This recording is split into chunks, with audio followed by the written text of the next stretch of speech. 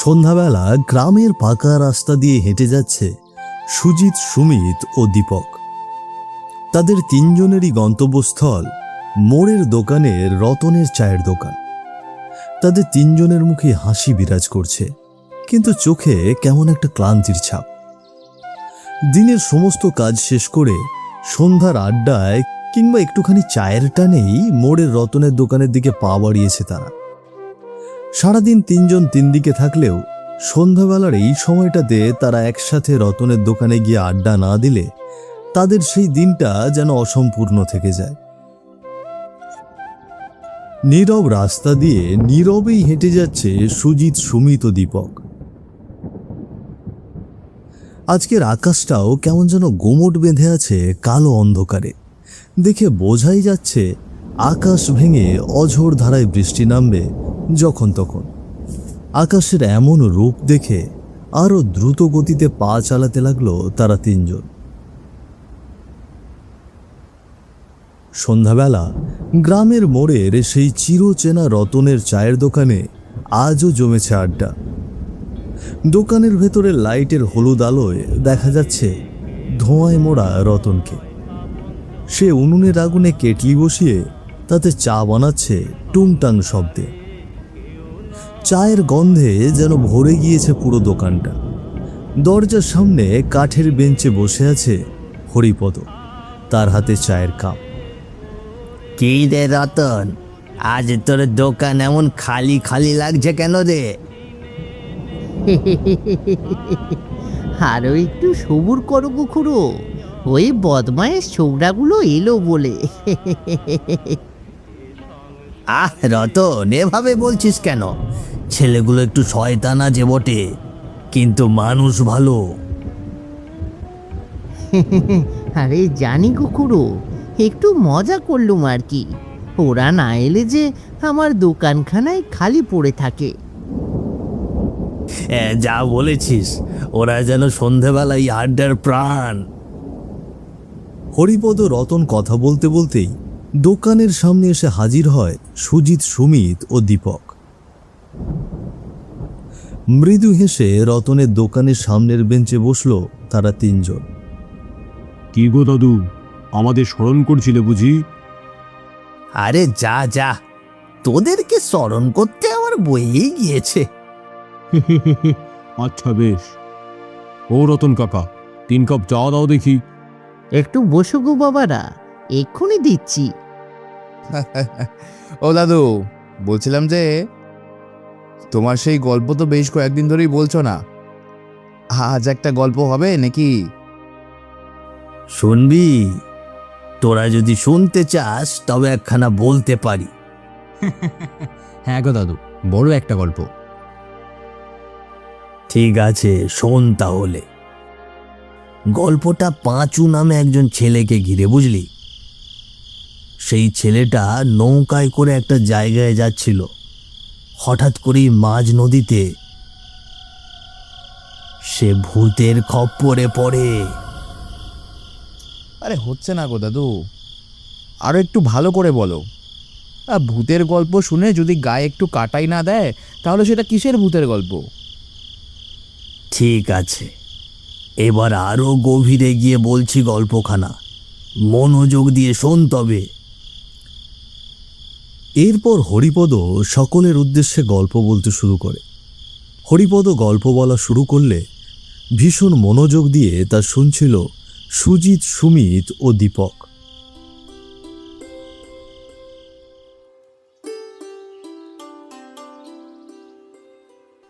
বিকেলবেলা উঠোনের একপাশে দাঁড়িয়ে আছে পাঁচু আর তার মা শিবানী। বেশ উদ্বিগ্ন মুখেই দাঁড়িয়ে আছে শিবানী। তিনি পাঁচুকে কিছু একটা বোঝাতে চাচ্ছেন, কিন্তু পাঁচু সেটা বুঝতে নারাজ। এই নিয়ে মা ছেলের মাঝে কথা কাটাকাটি হচ্ছে কিছুটা।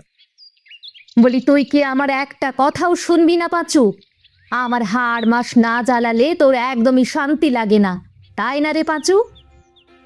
আর তুমি বা এত বাধা কেন দিচ্ছ মা? কি বা হবে ওখানে গেলে? যেতে তো আমি বারণ করিনি, শুধু বলেছি এই অবেলায় সেখানে তোর যাওয়া হবে না, যেতে হলে কাল সকালে যাবি। তোমাকে আর কিভাবে বোঝাবো বলো তো মা? আরে এইসব যাত্রাপালা তো রাতে হয়, দিনে না। ওখানে কাল সকালে গিয়ে আমি কি করবোটা শুনি। বাবা, তোকে যে এখন সেখানে যেতে হলে নদী পার হয়ে যেতে হবে, আর নদী পেরোতে পেরোতে রাত নেমে আসবে। রাতের বেলা নদীতে যাওয়া ঠিক না।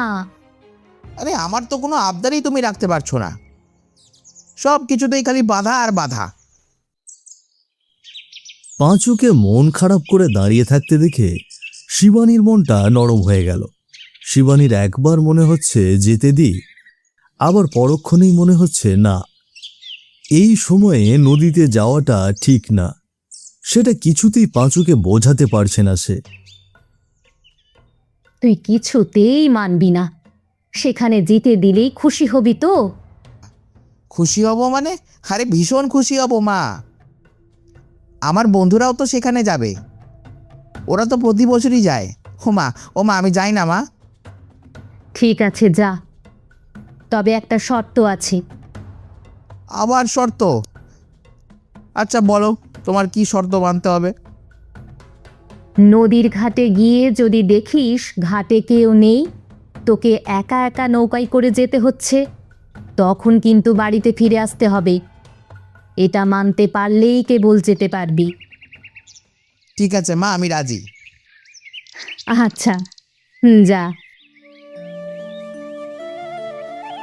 বিধাতা, বিধাতা, আমার ছেলেটাকে তুমি দেখে রেখো বিধাতা। ছেলের জেদের কাছে হার মানলাম ঠিকই, কিন্তু মনটা যে কেমন কু ডাকছে। এখন এখন কেবলমাত্র তুমি ভরসা বিধাতা। আমার ছেলেটাকে তুমি দেখে রেখো। পাঁচু চলে যায় ঠিকই, কিন্তু শিবানীর মনের মধ্যে একটা অজানা আতঙ্ক থেকে যায় তখনও। বেশ খানিকক্ষণ ধরেই নদীর ঘাটে দাঁড়িয়ে আছে পাঁচু। নদীতে কোনো নৌকা নেই। দাঁড়িয়ে থাকতে থাকতে পা দুটো অসাড় হয়ে আসছে যেন পাঁচুর। এবার কিছুটা বিরক্ত লাগছে তার। মায়ের কথা না শোনার ফল ভোগ করতে হচ্ছে ভেবে আরও খারাপ লাগছে পাঁচুর। পাঁচুর থেকে কিছুটা দূরে দাঁড়িয়ে আছে শঙ্কর। তার চোখও নদীর দিকেই। একটা নৌকার আশায় পথ চেয়ে দাঁড়িয়ে আছে দুজনেই। বলছিলাম যে দাদা, আপনি এখানে কতক্ষণ ধরে দাঁড়িয়ে আছেন? হ্যাঁ, তা প্রায় ঘন্টাখানেক হবে। ঘন্টা খানেক? বাপরে বাপ, আপনি তাও নৌকা পাচ্ছেন না? না দাদা, আজ মনে হচ্ছে মাঝিরাও ওপারে গিয়েছে যাত্রাপালা দেখতে। হ্যাঁ তা হয়তো হবে, কিন্তু যাত্রা শুরু হওয়ার তো আরও কিছুটা সময় আছে। হ্যাঁ, আপনিও সেদিকে যাচ্ছেন বুঝি? হ্যাঁ হ্যাঁ দাদা, আপনি কোথায় যাবেন? আমি তো যেদিকে শিকার নিয়ে যায় সেই দিকেই যাই। মানে? আরে ও আপনি বুঝবেন না দাদা, আমি ওপারেই যাব। আমার একটা ছোট্ট দোকান আছে, তারই কিছু জিনিস আনতে হবে। ও আচ্ছা আচ্ছা। লোকটার কথা শুনে পাঁচুর মনের মধ্যে কেমন একটা অস্থিরতা সৃষ্টি হলো মুহূর্তেই। কেমন অদ্ভুত দেখতেও যেন লোকটা। নৌকাটা দেখেই খুশি হয়ে যায় পাঁচু ও শঙ্কর। শঙ্কর হেসে হেসে পাঁচুর দিকে তাকায়। দাদা, আর কোনো চিন্তা নেই, ওই দেখুন একটা নৌকা আসছে। হ্যাঁ দাদা চলুন, আবার বরং নৌকায় গিয়ে বসি। হ্যাঁ হ্যাঁ, তাই চলুন। দাঁড়িয়ে দাঁড়িয়ে পা দুখানা কেমন যেন অসাড় হয়ে গিয়েছে। ও মাঝি কাকা, ওপারে যাবে নাকি? ওপার থেকে এক্ষুনি এলাম বাবু, আর যেতে মন চাইছে না। অনেকক্ষণ ধরে নৌকার জন্য দাঁড়িয়ে আছি কাকা, একটু নিয়ে যাও না। আরে তোমাকে ভাড়া না হয় একটু বাড়িয়ে দেব।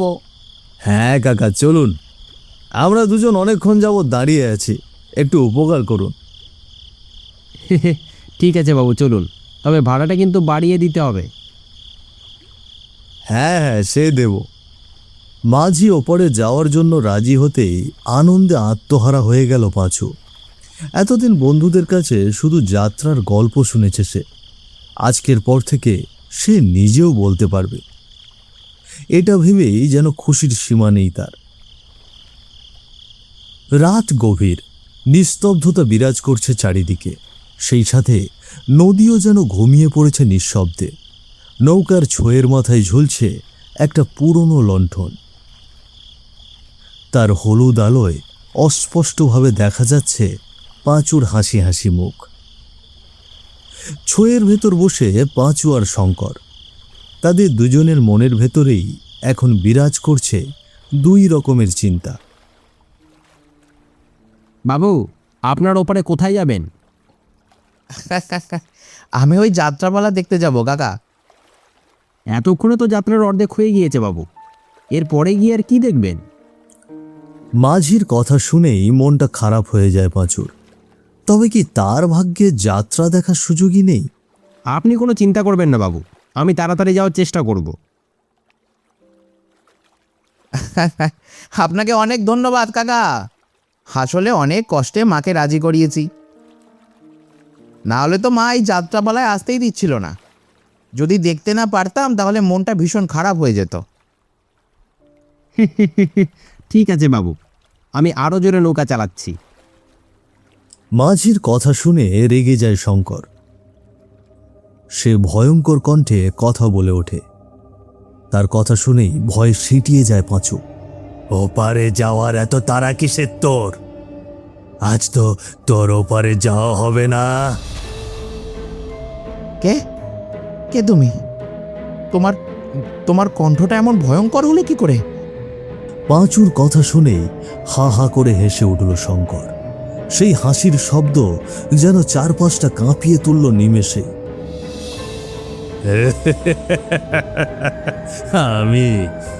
আমি তোর জম রে।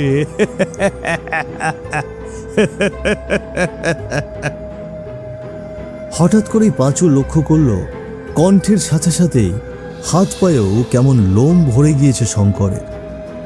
সেই সাথে তার মুখটাও বিকৃত হয়ে গিয়েছে অদ্ভুতভাবে। শঙ্করকে দেখে ভয়ে চিৎকার করতে থাকে পাঁচু। ও মাঝি কাকা, এই লোকটা মনে হচ্ছে কোনো মানুষ নয় গো। ও মাঝি কাকা, আমাকে বাঁচাও। এসব বলছো কি বাবু? আমরা কি তাহলে কোনো ভূতের খপ্পরে পড়লাম? হ্যাঁ মাঝি কাকা, তুমি তাড়াতাড়ি নৌকা ঘাটে ফিরাও, নয়তো এই ভূত আমাদের মেরে ফেলবে। পাঁচুর কথা শুনে ভয়ঙ্করভাবে হাসতে থাকে শঙ্কর।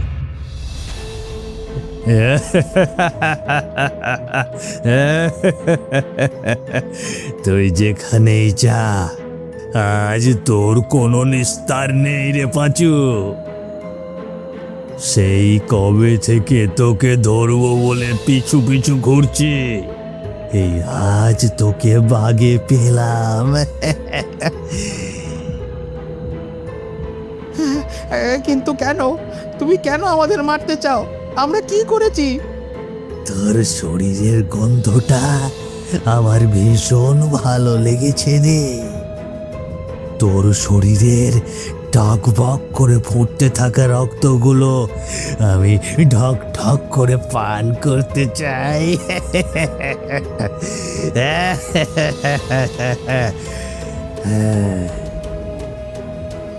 ও কাকা, নৌকা ঘাটে নাও, ঘাটে নাও। নিয়েছি বাবু, তুমি পালাও, আমিও পালাচ্ছি। কাকা, আমাকে ফেলে যেও না। পাঁচুর চিৎকার মাঝির কান অব্দি আর পৌঁছল না। ততক্ষণে নৌকা থেকে অনেকটা দূরে চলে গিয়েছে সে। কে কোথায় আছো? বাঁচাও, আমাকে মেরে ফেললো, আমাকে কেউ রক্ষা করো, বাঁচাও। তোকে আজ আমার হাত থেকে কেউ বাঁচাতে পারবে না। দৌড়তে দৌড়তে রাস্তার ওপর হোঁচট খেয়ে পড়ে যায় পাঁচু। পাঁচুকে পড়ে যেতে দেখে আরো যেন উল্লাসে ফেটে পড়ে শঙ্কর।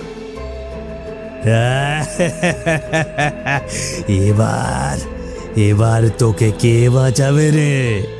এবার যে তোর শরীরের সমস্ত রক্ত আমার হবে।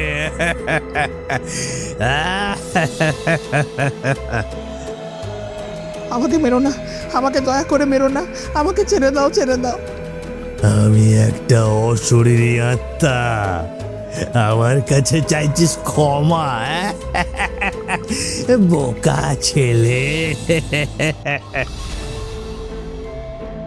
ধীরে ধীরে পাঁচুর আরো কাছে এগিয়ে আসে শঙ্কর। হঠাৎ করে একটা তীক্ষ্ণ স্পর্শ, তারপরেই একটা বিকট শব্দে চিৎকার করে চিরতরে নিস্তব্ধ হয়ে যায় পাঁচু।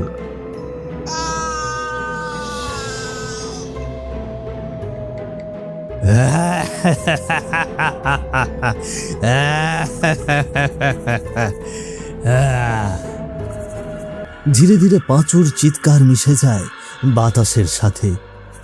চারপাশের নীরবতা নেমে আসে মুহূর্তে। পাঁচুর নিস্তব্ধ দেহটা পড়ে থাকে রাস্তার ওপরে। ভীষণ মনোযোগ দিয়ে এতক্ষণ ধরে গল্পটা শুনছিল সুজিত, সুমিত ও দীপক।